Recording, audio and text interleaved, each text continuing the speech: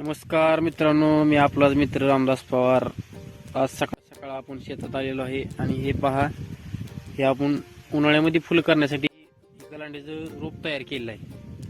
हे पहा, कांदा आहे, कांद्यामध्ये थोडा बारीक वाफा तयार केलेला आहे, त्यामध्ये रोप लावलेला आहे। ते रोपाची उगवण क्षमता कमीच आहे, तरी असा अंदाज आहे यामध्ये 1000 रोप निघेल। तरी आता उन्हाळ्यात हे सरी पद्धतीने नाही तर बोधावर लावायचे आहे। तरी तुम्ही पाहू शकता आपलं कांद्याचं शेत।